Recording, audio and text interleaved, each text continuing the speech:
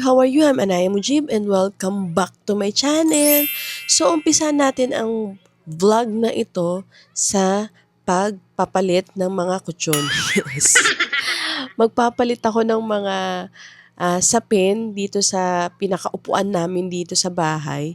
Dahil kung nakaraan, naglaba kami ng mga carpet namin. Ito naman ang agenda ko ngayong araw. Yes po, pagurin natin ang ating mga katawan. So ayan, dahil mula nung dumating kami dito sa Pakistan, hindi pa nalalabhan 'tong mga sapin na 'to, 'tong mga kurtina. So yan yung, lalabhan naman natin ngayong araw. At paggising namin sa umaga ni Babu, ayan napansin ko na ang ganda ng sikat ng araw. So, yan talagang unang inisip ko, ang maglaba at lalabhan namin lahat. At lalabhan ko lahat yan at tatapusin ko ngayong araw. Dahil nung nakaraan, yung paglaba ko ng carpet, as in, ang bilis lang matuyo. Kasi maaga ako nag-umpisa, so kinahapunan, natuyo siya kaagad. Nakisama yung araw, nakisama ang panahon sa akin sa paglilinis ko ng bahay. Kasi syempre, dahil wala naman akong ibang pwedeng gawin dito sa bahay. So, might as well, magpakabisi tayo in a good way. In a good way. In a makabuluhang pagpapalipas oras, 'di ba? So, ayan, lalabahan ko lahat ng sapin at lahat ng kortina. Actually, so ayan, habang nagpapalit ako, si Babu naman nandun sa biyenan kong babae, sila muna ang nag-alaga kay Babu. Dahil napakaalikabok, as in napakaalikabok ng mga kutsyon na to. Hindi naman kasi pwede laban tong mga foam na to, so yung mga sapin na lang yung lalabhan ko. At ayan, as usual, mabibigat din sila. Lahat yata dito ng mga gamit nila mabibigat eh. So after ko magtanggal ng mga sapin, ayan, magvi-video call na muna kami ni Sudi dahil gising na siya at papasok na sa kanyang trabaho.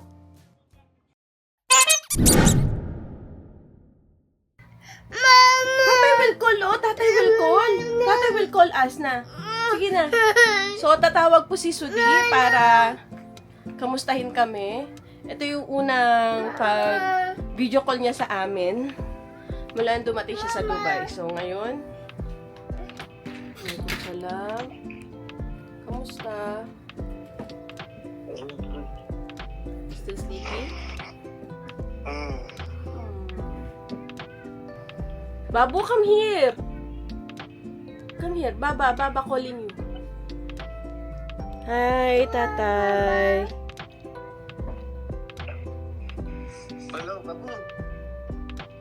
Babu! Babu, tatay here! Tatay! You hear that? Tatay! He said, tatay! Kako! What kako? It's tatay, not kako! Oh! Kaka! He calling you kaka! Baba. It's Baba! Tatay, come here! Yes, tatay. What time your duty? Mama. Yes, come here na. Come here. Wait, I will take him, ha? Ay, Baba! Ay, Baba! May sumpong. He's watching Miss Rachel, that's why.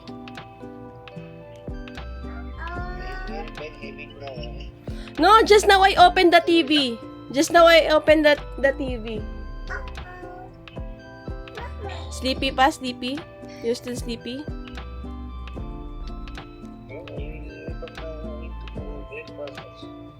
Okay.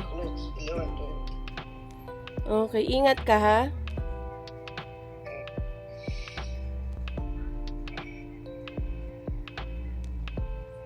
How long your duty? How long? 13 hours. Okay. Ingat ka, ha?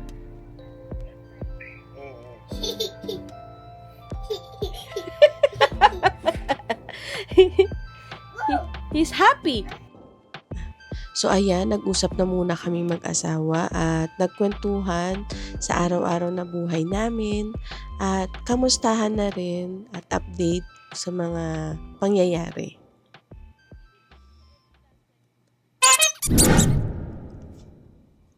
So ayan, nagpalit na rin ako ng damit dahil napakaalikabok na mga kutsyon na yun, as in, ang kati sa balat. So ayan, nag-decide na rin ako na labhan na rin yung mga sinuot ko dahil sayang naman yung kuryente. Kasi dito, kapag nagkakakuryente, talagang dapat ma-maximize mo talaga. Magamit mo ng husto dahil hindi mo alam kung kailan ulit magkakaroon ng kuryente. So kaya kapag may kuryente, talagang aligaga ako. Aligaga ako na maglinis, maglaba, lahat ng meron connection sa kuryente. Pinupush ko talaga yung sarili ko na matapos lahat ng mga gawain.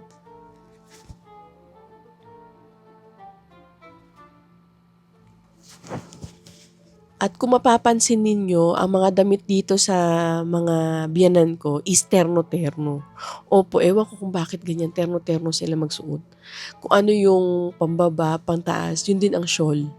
Ganon din sa mga lalaki. At dito, yung mga damit na pang lalaki, hindi nila nilalagyan ng garter. Nilalagyan lang nila ng tela lang din. Kaya ang lalaki, ang luluwag. Maluluwag yung mga shalwal kamis nila. Kasi bawal yung hapit na hapit o mababakat yung hugis ng katawan. So, ganun yung mga kasuotan nila dito.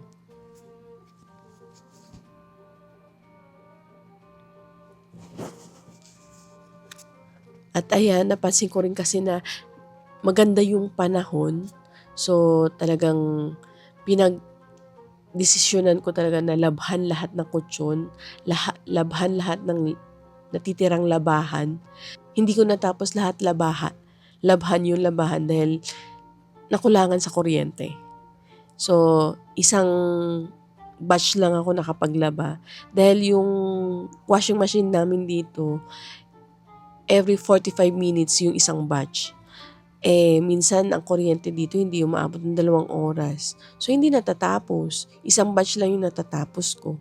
So, kinabukasan na ulit kapag nagkaroon na ng kuryente, doon na natatapos yung second batch. Ganun yung paglalaba ko dito. Hindi ko rin naman malabhan sa kamay dahil nga wala silang bareta dito. Nakailang store na ako o tindahan nila dito. Naghanap talaga ako ng bareta. Wala silang bareta, puro powder. Ang hirap naman maglaba ng powder kasi masyadong madulas sa kamay. So ayan, tsinatsaga ko na lang talaga na sa washing machine ako maglaba.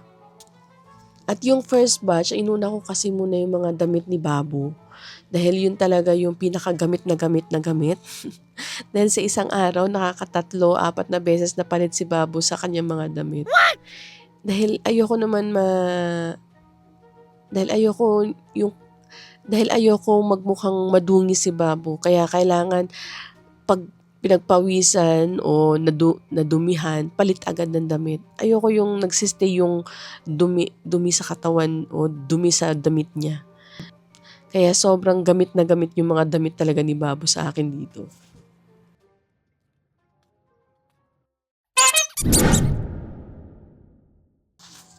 At ayan, tinulungan na rin ako ng mga bata na mag-igib. Dahil dito sa bahay, every other day ako nag-iigib ng tubig namin. Ito yung tubig na pang-inom namin at saka pang-hugas, pang-sabaw, ganyan. Kasi nga, yung tubig namin dito sa gripo is direct sa... Hindi siya pwede pang-inom. Dahil maraming tubo-tubo, ewan ko. Yun ang explain sa akin ng ni Sudi na bawal inumin yung nasa gripo. So, kumukuha kami, nag-iigib kami ng tubig na pang-inom. At yung kay Babo naman na pang-inom niya, pinapakuluan ko. So, kung ano yung lumamig na tubig na galing sa inigib ko, yun yung pang-inom naman ni Babo. At ako kasi, pawisin din at mahilig din ako uminom talaga ng tubig. Sa isang araw, nakaka 2 to 3 liters talaga ako, walang humpay. Kaya, pala CR din ako. At, ayan, talagang, dahil medyo marami rin kami dito sa bahay kaya mabilis din maubos yung tubig namin. Kaya ayan, ako na lang yung nag-iigib dahil mga kasama ko dito sa bahay is mga senior.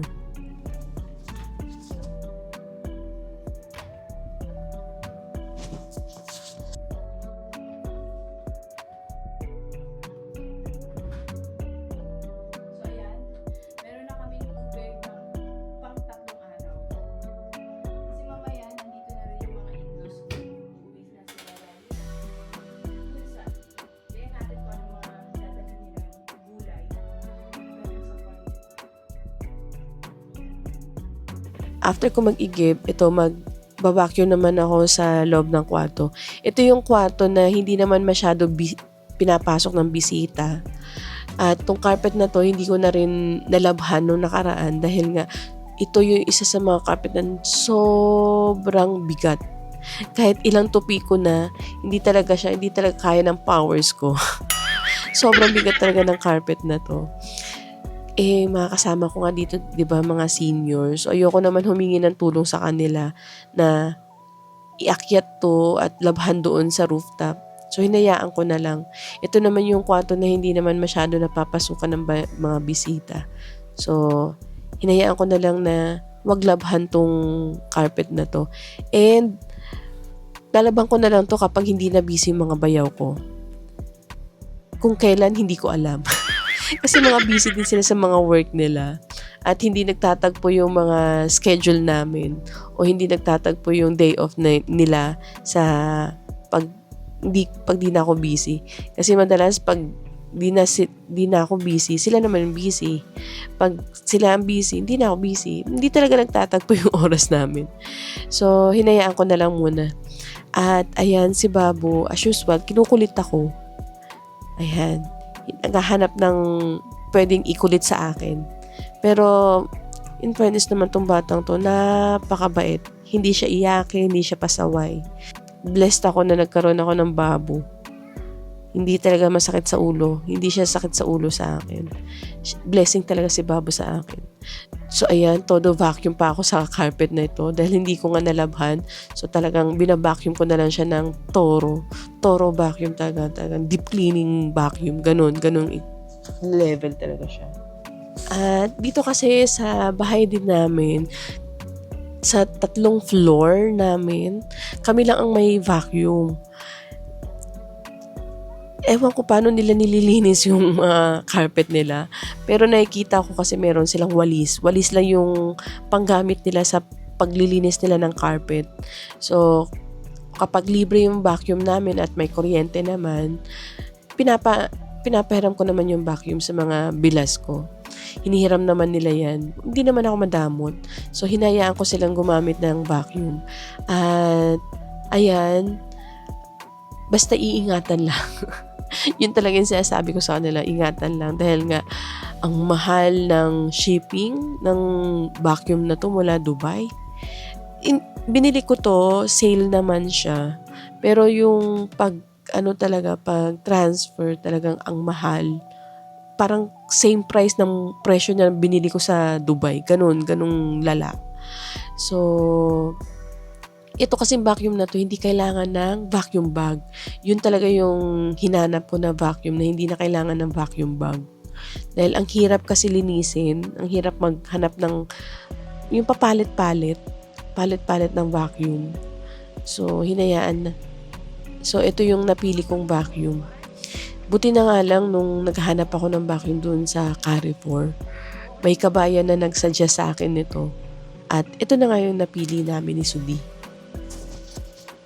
At maliban sa paglilinis dito sa bahay, hindi lang naman ito yung pinakagawain ko.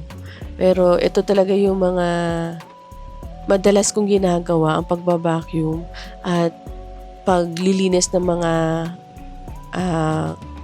cabinet namin. Dahil dito ang bilis dahil nga paligid namin puro bundok, puro maalikabok, madalas mag-sandstorm pa. So, madali rin magkaroon ng alikabok dito sa bahay. At dahil nga meron akong Babu, mahiling magdadampot kung ano-ano nasa sahig. So, ako naman, hanggat kaya, hanggat may oras o may kuryente, talagang tinatyaga ko talaga mag-vacuum ng mag-vacuum. Okay lang sa akin mapagod. Basta si Babu gusto ko safe kasi yung paligid niya, yung pinaglalaruan niya ng mga bata. Hindi lang naman si Babu, ng mga bata rin, ng mga pinsan niya. Kasi pag dumarating yung mga pinsan niya galing school, ayan, dumidiretso sila dito sa bahay, nakikipaglaro na kay Babu. Dahil si Babu yung maraming laruan, mga dala namin galing Dubai. So, sila nagpupuntahan dito para may paglaro kay Babu. Pero minsan, sila nagpupunta, minsan kami rin ang nagpupunta sa mga bahay nila. Lalo na pag hindi na ako busy sa mga gawain, ganyan. Kami rin yung bumibisita sa kanila.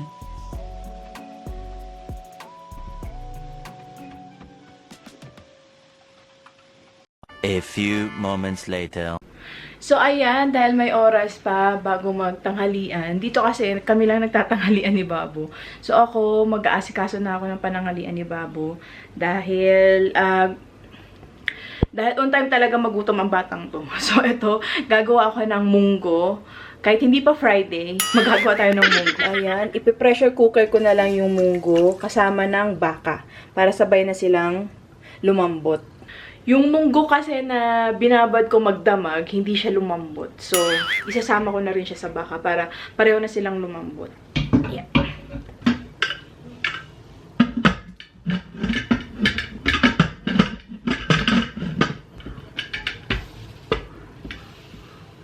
Yun.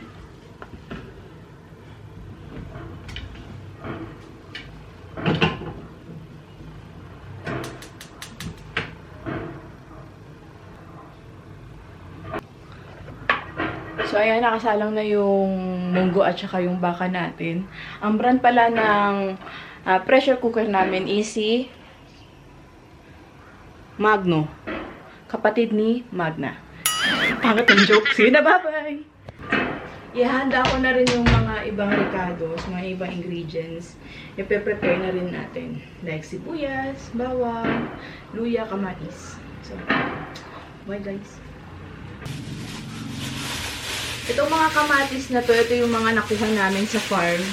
Doon sa Hunsa. Ayan. Ang dami pa dito. At meron pa nga sa fridge, pero hindi pa siya pulang-pula. So, ito yung gagamitin natin. A few moments later.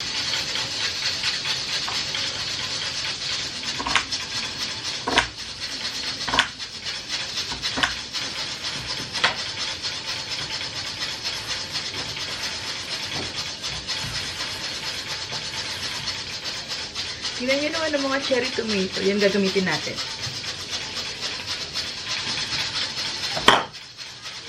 Oh! Oh! What's happening? Ha? You're hungry? Nat?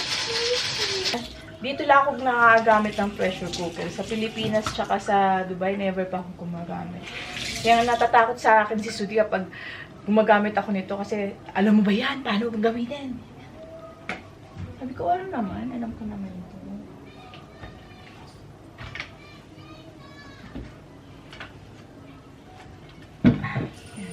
Nagwi-whistle pa siya. Ibig sabihin medyo mainit pa yan sa loob. So, gawin natin siya. Palamigin natin ng konti. At kusa na siyang magbubukas kapag okay na siya. Hayaan nyo lang siyang mabuksan. Hindi siya, madali na siyang mabuksan kapag nawala na yung pressure. Tingnan nyo. Point. O, diba?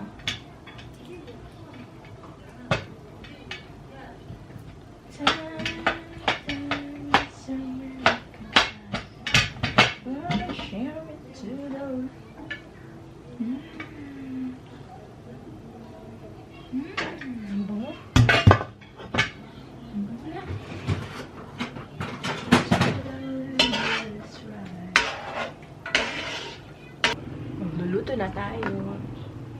Ang hirap magluto pag ganitong walang ilaw. Mamo, ang dilim, di ba? Wala kasi kaming kuryente, guys. Dito ang dalas mawalan ng kuryente. So, ito na yung mga ingredients. Hinanda ko na at pinaghihiwa ko na siya. I'm not expert sa pagluluto, pero marunong naman ako magluto. Nandiyan ang YouTube, oh. Anong ginagawa ng YouTube, 'di ba? Kapag hindi ka marunong magluto, tamad ka na lang. Kasi nga, nandiyan ang YouTube, nandiyan ang Facebook, o paano hindi ka matuto magluto, 'di ba?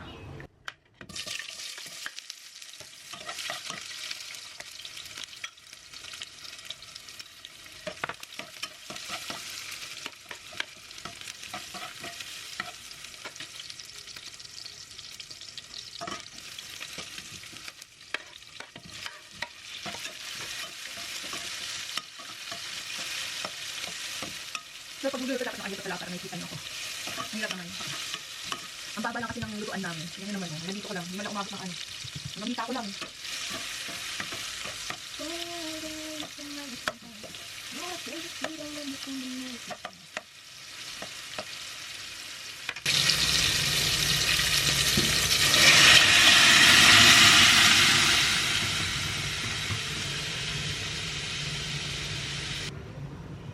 Timplahan natin ng patis. Buti nga, nagdala ako ng patis dito eh.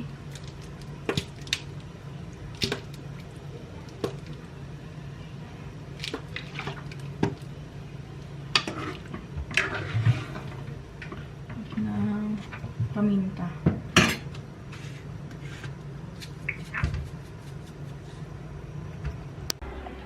So, ayan, natapos na yung pagluluto natin ng munggo at nagluto na rin ako ng kanin. So, ito. So, ito, nagsalang na ako ng kanin. Ayan, kanin to. Kami lang naman ni Babong kumakain ng kanin dito. So, magrarasyon muna ako ng ulam. So, magrarasyon na muna ako ng munggo sa mga kapitbahay namin. Kapitbahay? Mga bilas ko sa taas tsaka sa baba. So, dito na po natapos ang video na to. Kapagod tong araw na to, promise. Gusto kong matulog after nito. Gusto kong magpahinga. So, dito na po natapos ang video na to. Sana nagustuhan nyo. And please, like this video and click the notification bell para updated na kayo sa mga susunod ko na videos. And always remember, stay pumipiyok. And always remember, stay beautiful in here. See you in my next vlog, inshallah. Bye! So, ayan na yung final result ng munggo natin. Yan yung pamimigay ko sa mga bilas ko. Sana magustuhan nila. So, ayaw kasi magpakita sa camera ng mga bilas ko dito dahil nga, syempre, nasa araw-araw silang gawaing bahay. Ayaw nila na papakita na walang ayos. So, respeto natin sa kanila yon. Hindi ko na sila pinapakita. So, binigay ko na yung mga munggo. At sana magustuhan nila. Bye, guys. At sa mga bago nanonood sa akin ngayon, please subscribe to my channel and help me to reach 100k para makabili na tayo ng bagong camera. Kasi ang dami nagko-comment sa akin na ang pangit daw ng kumakuha ko dahil magulo, masyadong shaky. Hindi pa po kasi gimbal yung camera ko. So, sana tulungan nyo ako, makabili tayo ng bagong camera, 'di ba? Para ma-enjoy natin yung mga scenic view dito, mga gandang view. At nakikita nyo yung background ko, ang ganda ng mga bundok, 'di ba? So, para mas ma-appreciate natin sila, mas maganda yung makakuha natin sa mga magandang view dito sa Pakistan.